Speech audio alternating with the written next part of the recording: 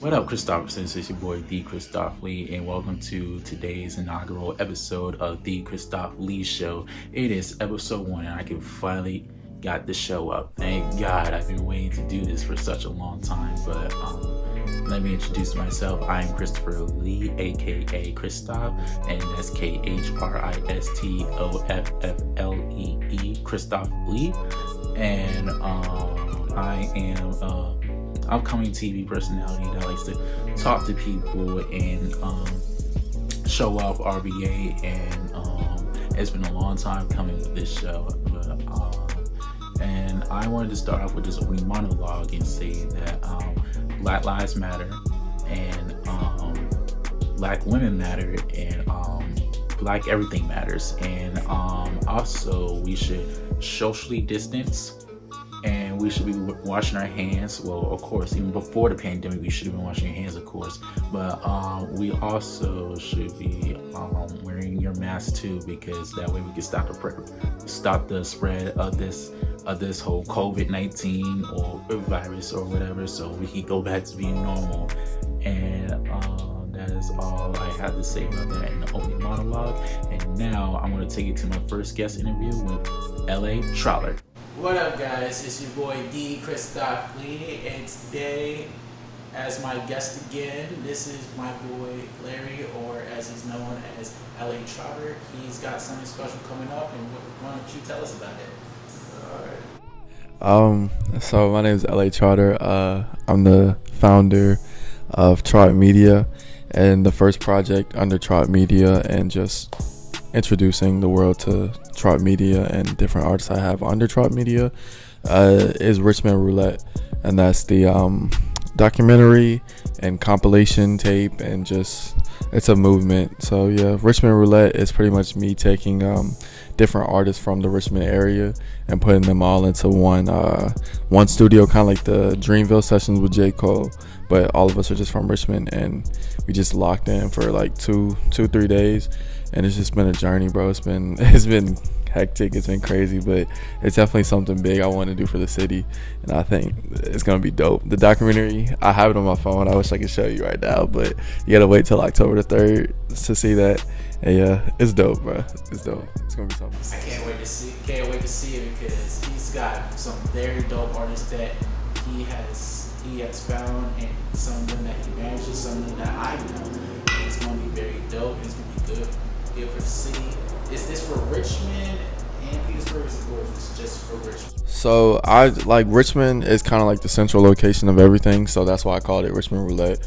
And I know Richmond is the cap city, like it's the capital, so I just wanted to, I want to do something for Richmond, because I know you tell somebody you're from Petersburg or Midlothian, they're like, where's that? You're just like, wow, fuck it, I'm from Richmond. Yeah. Yeah, so it's like I'm from Petersburg, Midlothian, like everywhere, I've been everywhere, but I call Richmond my home, like, you know what I'm saying, because it's the capital city. I'm in proximity of it. I'm always there, so this is where I've grown up, really. And what made you want to become an A&R, and what made you want to come up with Trap Media and all the stuff that you do now?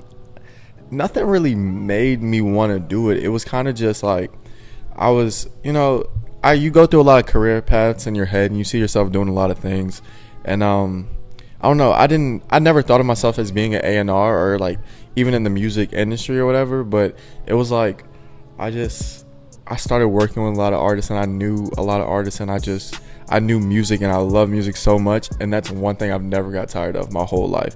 I've been the D1 athlete. I've been, the All-American athlete.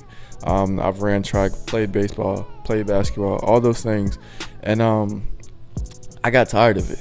You know what I'm saying? And like, just even corporate stuff, the first thing with Trot Media wasn't even a thing before this. It was like a Trot transportation and stuff like that, and it was offering rides to work for ex offenders and things like that. And I went to Black Wall Street and presented Trot transportation and all this stuff, and it was great. I got a good reception, and like, it was like real corporate. I was on my own to become like a big entrepreneur, like, you know what I'm saying, doing all that stuff.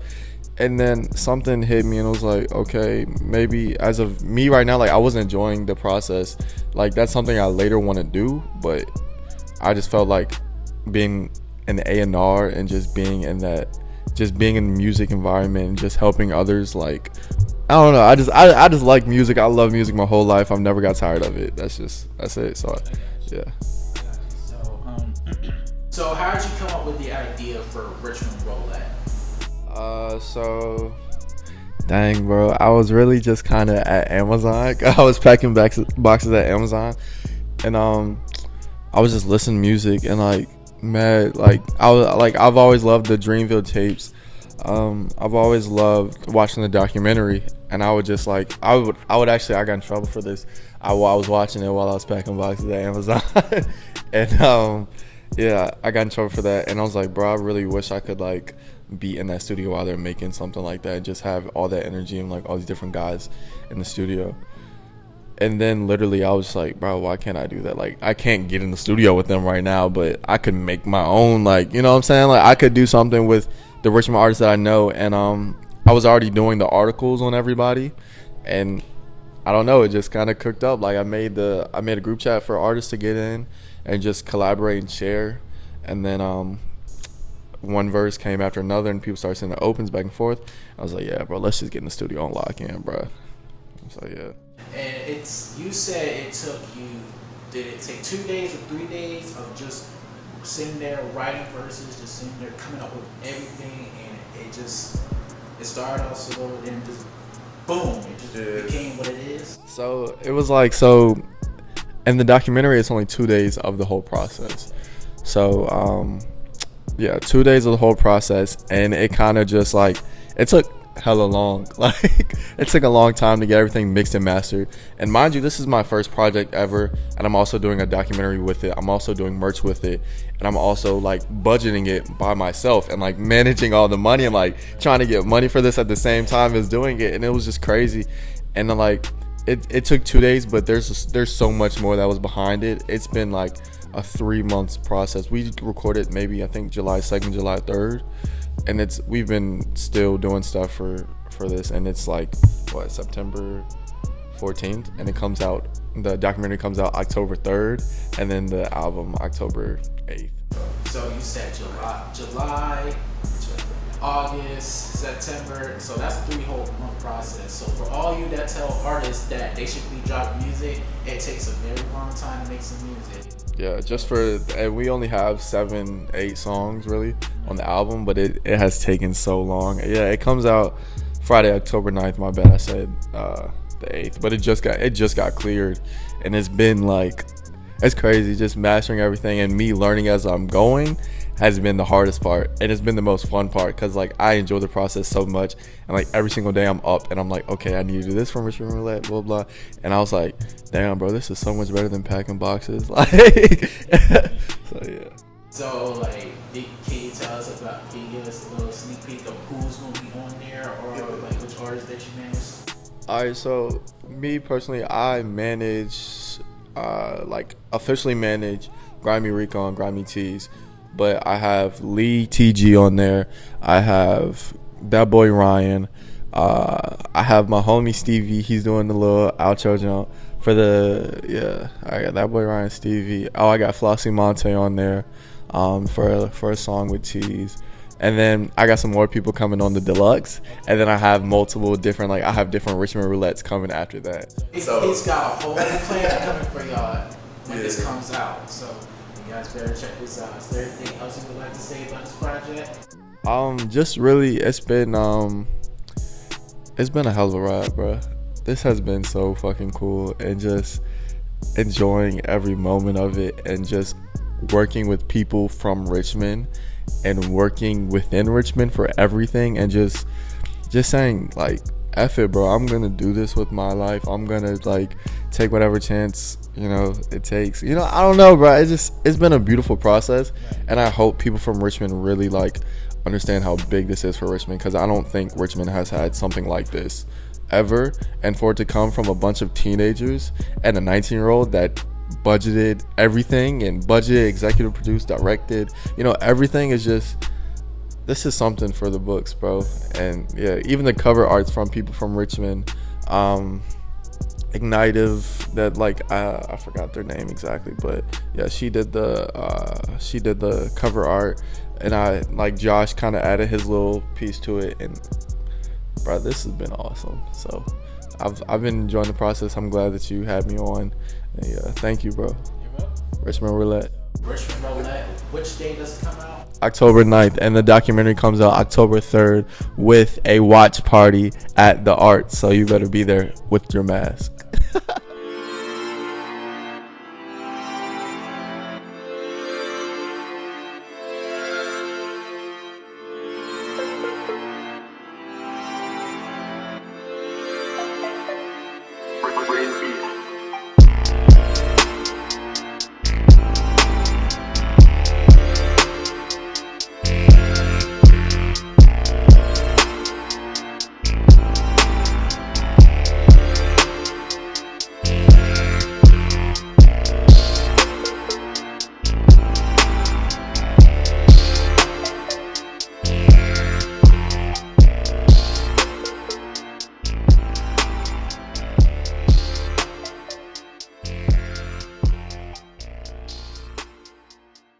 What up, Christophers? It's your boy D. Christoph Lee. And are you looking for a shoe plug? Well, STVR Kicks can help you out. Based in Richmond, Virginia, they are a shoe plug, and they can find you all kinds of shoes. You go find them on Instagram at STVRS_kicks. And they got all kinds of shoes. You just go to their Instagram, you can find everything that you need. This is your boy D. Christoph Lee, and back to our regular scheduled program. All right, guys, we are back, and I did this little public interview thing where I asked people about Black love, because I saw that most people think that Black love is rooted in struggle and toxicity, and I am not one that's in that crowd, because I feel like Black love should be healthy and flourish, and that we don't see a lot of common Black love that's positive in a good light in the media, like with some Tyler Perry movies, or like, you remember the old school Black movies like Love and Basketball, Waiting to Exhale, all the classic Black movies that you can think of. It always seems like Black love is really in toxicity and it's not healthy, but I wanted to change the narrative, and I wanted to talk to everyday people and see what they think about Black love. So here goes this interview. Hello guys, this is the Christoph Lee, and today we are going to be talking about Black love, because I feel like the narrative around Black love is that we should be struggling, or that there's always and should be infidelity or a challenge in a relationship, and I feel like that's not what should be happening in Black love. And I'm going to go around and ask couples and singles what Black love should look like.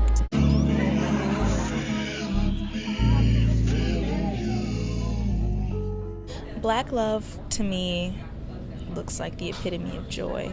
Unconditional love, a love of understanding each other. Black love is being a powerful thing. It's amazing. It's so different. It's definitely the definition of like a power couple. It's more like a celebration of each other and the acceptance of our skin color. A forever, non-ending love that is strong. You feel it when you walk into the room.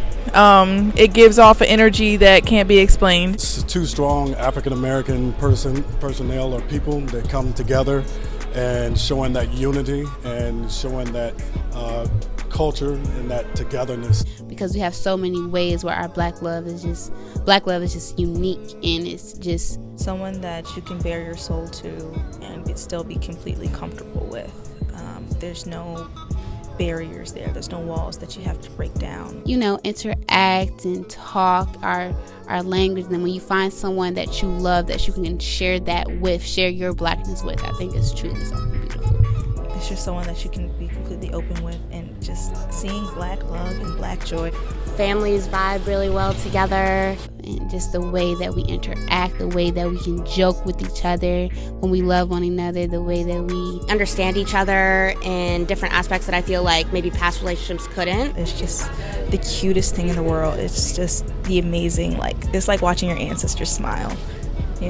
Finally getting to a place where black people can openly love each other openly. Black love is the most powerful love, and I highly recommend it. It's almost perfect to me, black love.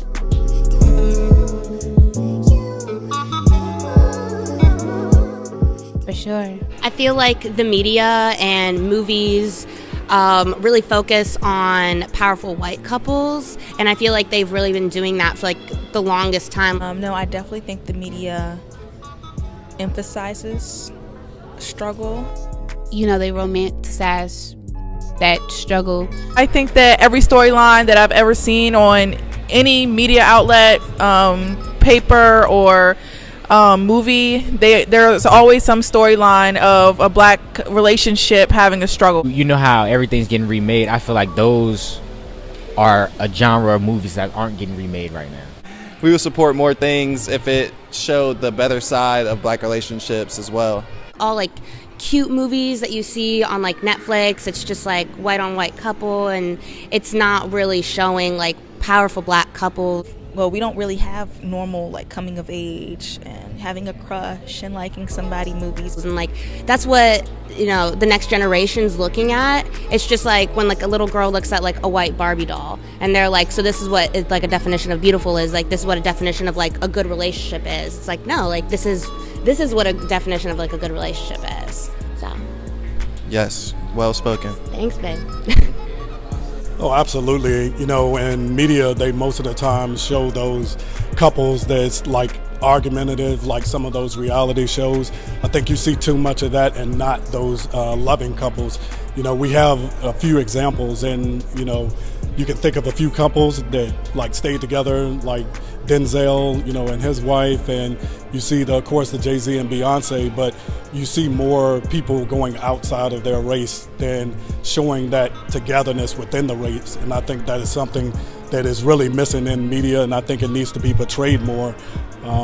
You can even see where they do the NFL drafts and NBA drafts, and you see that type of things, and they pan the camera, and you rarely see that black on black couple, love, and I think it's something that needs to be brought into the media light to show that yes, black couples are something to be admired and to aspire to be with, because a black woman is a strong woman and they're very supportive. So yeah, I think they definitely need to show more of that. A lot of black movies and stuff, like you were saying, it's always the man or the woman cheating whenever it's a black relationship, and then people are starting to think that's the norm.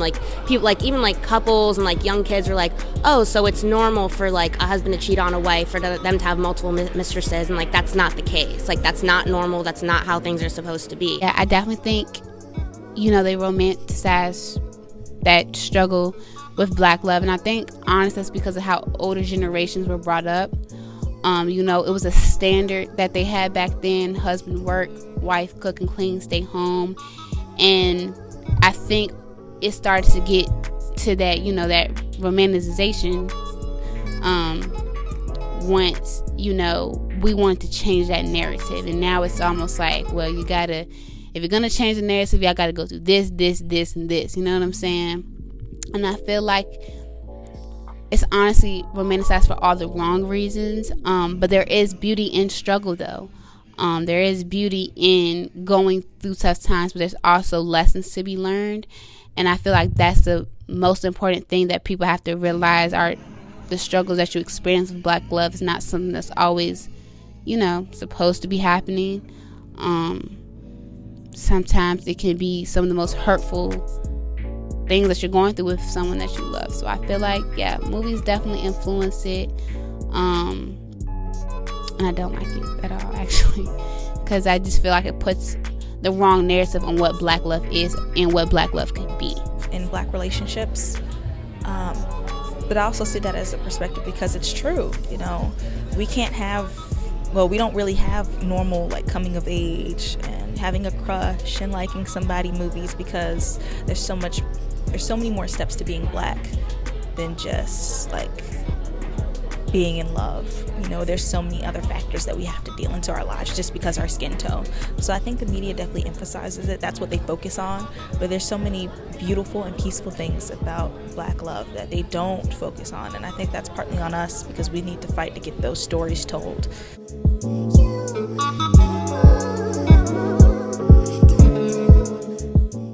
What makes black love the best? What makes black love the best is that there's nothing like it, because no one can feel the way we feel being black, but especially being in love with another black person who shares the same everyday struggle as you. So it's very unique. Everything? Is that an answer? The love. The love part. It's unconditional. It being actually love. Black love is amazing, down to the getting matching do-rags and bonnets, to staying together until you're super old and watching like your grandkids run around and having, you know, certain rights and freedoms that you didn't have. I just think it's beautiful. Being able to love someone just like you. Black love is just the support, man. It's nothing like having, you know, that backbone, you know, of a strong woman, and it's not a woman that's behind the black male, is the woman beside. They work as a team, you know, together. Being able to experience life with someone just like you. I think that, you know, the black couple, they support each other, and I think it's, you know, I just think it's something that just needs to be more of, just because of just the cultural aspect of it as well. You know, that relatability, that those cultural similarities. That I think they bring a togetherness like no other, you know, can. And I think that overall, like I said, it's just, I can't say enough that our black women get, you know, looked at as bad or negative, you know, of having attitudes and that type of thing. And that's, you know, not the truth. Is I think that a black woman is, you know, is someone that has been taking a lot of negativity in the media, but a lot of the different cultures, they take off of what black women do. So I just think that nucleus of, you know, black male showing that bringing together as a family, as one unit, I think is a beautiful thing. It's the going to, you know, your significant other's house and it's like, oh, it's a second home. Or, oh, y'all do that? We do that too. Or, yeah, we eat our yams with our mac and cheese too. Or, yeah, we love these cookout songs. You know, just that relatability and just that genuine feeling that you have with somebody just like you. And also when it comes to like the real issues that we experience, being able to understand each other, being able to understand what it's like to be raised in a household where you can't be vulnerable. A lot of times it's how it is in black households. Being able to relate to the discrimination that we face and understanding why we have to protect each other, why we have to say we love each other, why we have to hold each other a little bit longer when we hug. You know, I feel like that's what makes black love so pure and so beautiful and the greatest. So that's why it's the best.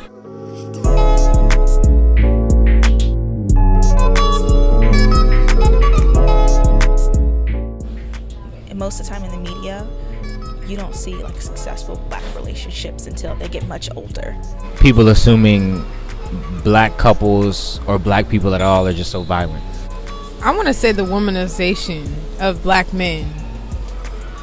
That's what I want to say. I want to change that, because a lot of black guys with like strong builds or even that look muscular, like certain women tend to feel fear because they think they're going to do something to them. And that's not always the case, or the person's personality. Also on social media, they're like glorifying the interracial couples, and you don't really see much black on black couples that, what you say, go viral. And you know, they try to make it a trend to be that white girl, black dude mainly. I feel like we also recognize our privilege in this as well. I feel like people just think like privilege is just like from white people, but like when it comes to like colorism, like we notice it too. And it's something that I feel like isn't talked about as much as it should be, especially with couples and stuff. Yeah, but I definitely support black love and would love to see it more and more displayed without the entire world, honestly, because I got little siblings coming up, and I want them to be like, ooh, look, Mom, I want to be like that. Or, we like to be that role model for them, so it'll be cool to see more of it. And I think I want to change that. Show young black kids that they can fall in love and fall out of love and fall in love multiple times. That you gotta go through the absolute worst before you can be loved properly. That you gotta hold somebody down, be there through thick and thin, take them back, accept the cheating, accept the lies, for them to finally want to grow up and change and treat you right. I think that people tend to think that black couples or black love is surrounded by arguments. The dad not being in the the male being a bad influence in the relationship, and I think that that's very false. Although I'm not saying that it doesn't happen at all, it is not everyone's story. So I think that is put out there a lot, that the black man is always the aggressor or the bad influence in the relationship. So I think that could definitely change. I feel like we should love each other right from the first time. Love each other for who we see them as the first time, and stop feeling like someone has to prove that they're worthy to you if there's someone that you truly love regardless.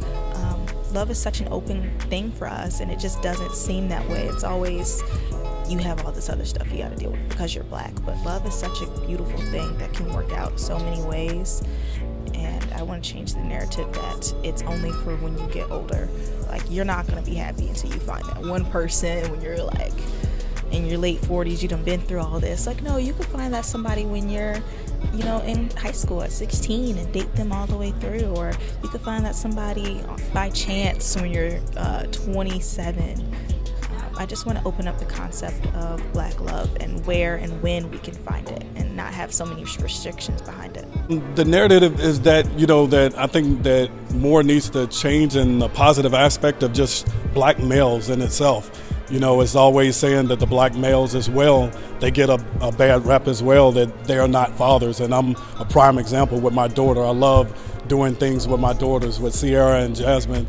We have a great togetherness of that father and daughter, bond. Unfortunately, I don't have a son, but, I think what's missing from that is just showing how great black men are as fathers. I think that's something as well. And like I discussed earlier about the black mothers or the black females in a whole, I think I would like to see more of that positivity. Another narrative that I would change is that black men are supposed to be so strong in the relationship. I think vulnerability is a thing that men should feel and experience and display. Your emotional intelligence is one of the key factors in making a long-lasting relationship, and especially in black love. So I want men to be vulnerable. I want men to speak on their emotions and not be judged for it, not be put down for it, and how that can help men be better and stronger emotionally instead of just being strong physically in the things that they're quote-unquote supposed to do. Now that we got that out the way, I wanted to transition to a segment called Christoph Going Off. Basically, I am just putting on a rant and what I feel like on this platform, what needs to be talked about. And today's first Christoph Going Off is that black women matter, because of course black women matter, because that's where we black men come from, and actually that's where all of humanity comes from, because we were the first people here, and science has proven that black people were here first. And I think that we need to be protecting our black women more. We need to talk more positive affirmations of our black women, because I've seen too many instances where we're putting down or degrading our black women. But that shouldn't be the case, because black women have had our back since the beginning of time, through all the adversity, this, that, and the third. They've been the backbone of our people, and we should be reciprocating the same love and showing them that they are valued and that they are very important. And I just really think that we really should be more compassionate towards our sisters, because we all come from black women. So I just feel like we shouldn't be disrespecting black women, and I just feel that we just need to be more open and more loving to black women. Of course, I just did the interview about black love, but I just feel like we need to express it more. So that is Christoph going off. Okay, so this segment is called Cool Off with Christoph, and I just wanted to hold some content here. So here's this video of this little girl skating through the skating rink like she don't got a kid.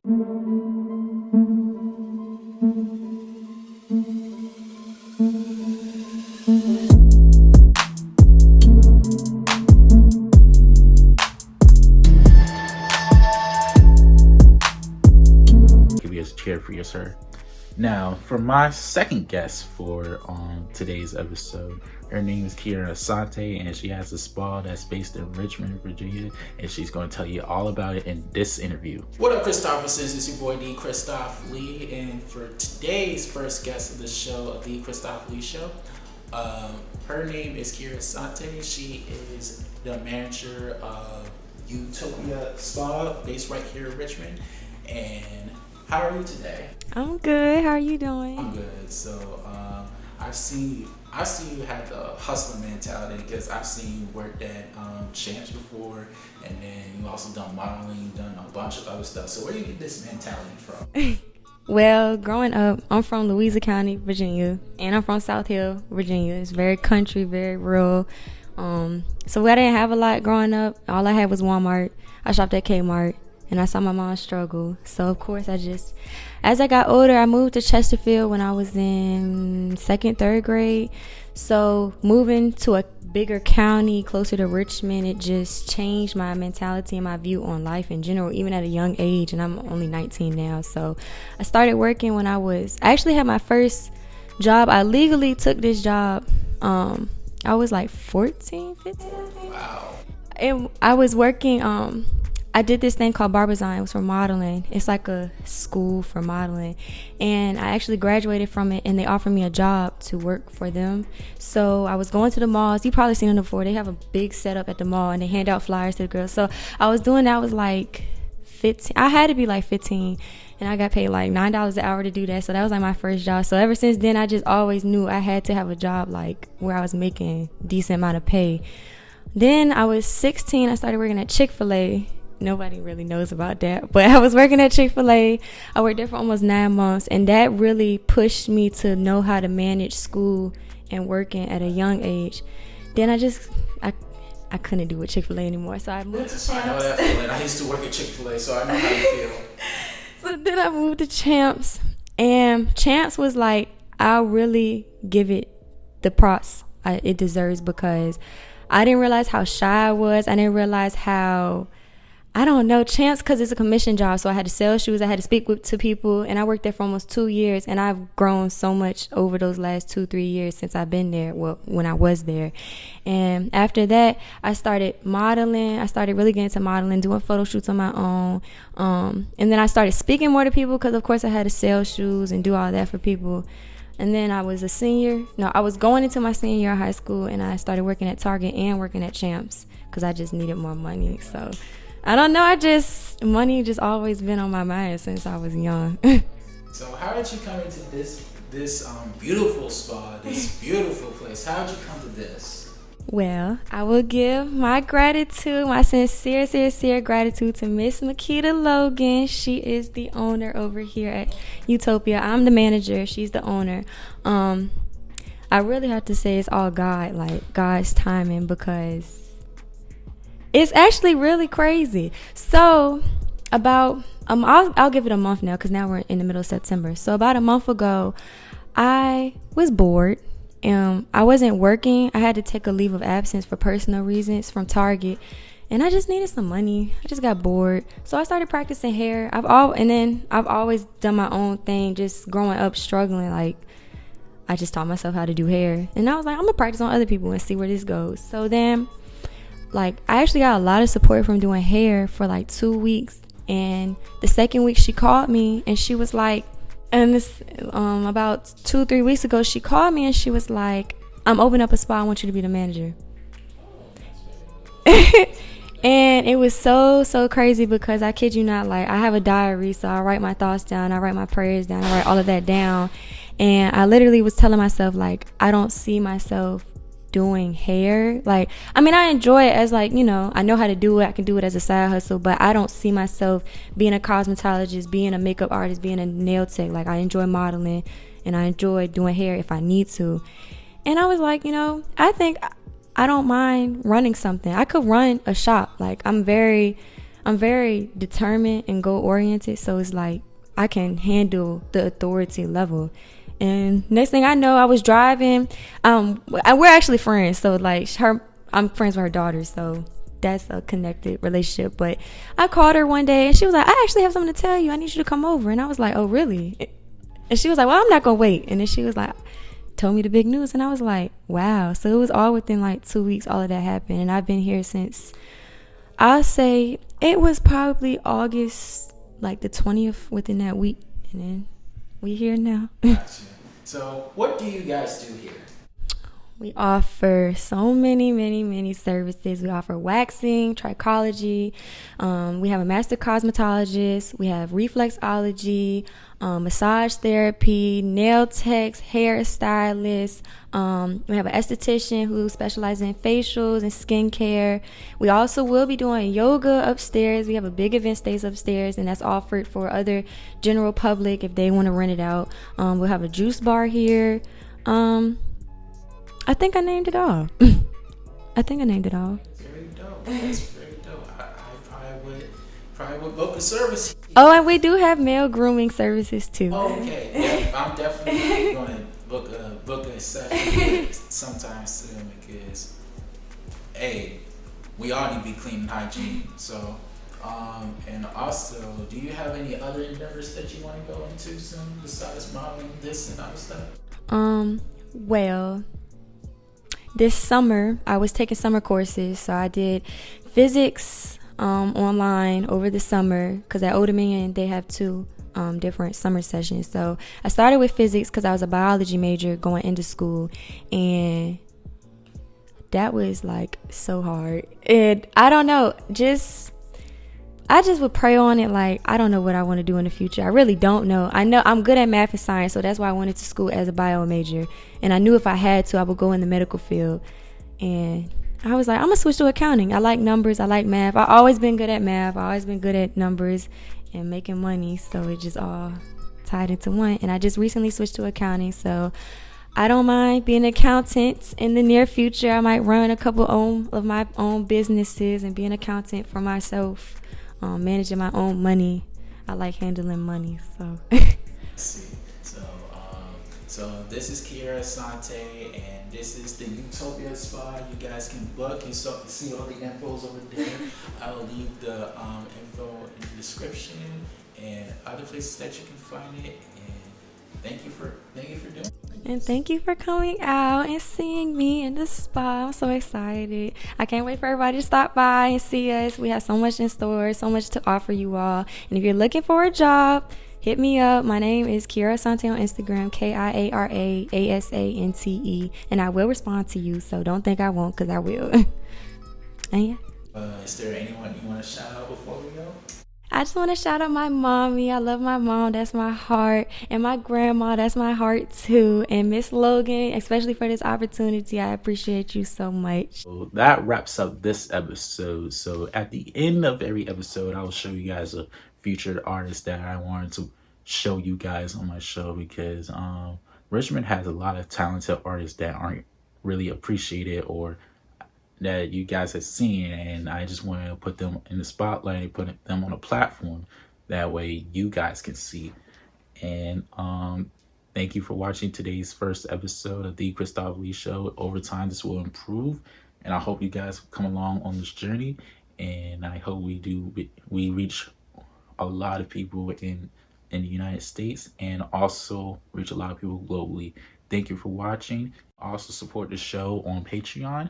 You can also watch the show on YouTube, and follow us on Instagram at the Christoph Lee Show, TheKristofflee Show, and you can follow us on Twitter at Christoph Show. That's KristoffShow,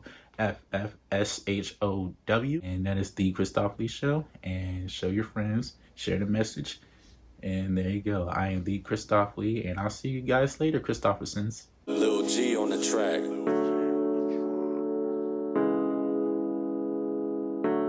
He said my cookie crumble tastes so sweet like sugar honey. Got a hottie little body from the East Coast, she get naughty. She a freak who drink Bacardi. And her friends, they dance to party. On the weekend, she's exotic. Oh my gosh, she's bad bitch status. She a little cunt, yeah, she's dramatic. Gotta group the colors, counting pills like an addict. Make a nigga tap, I'll have her sweating like a Pepsi. Swear we best friends, but the bitch never met me. But if she want relations, tell her she can eat the I'm on.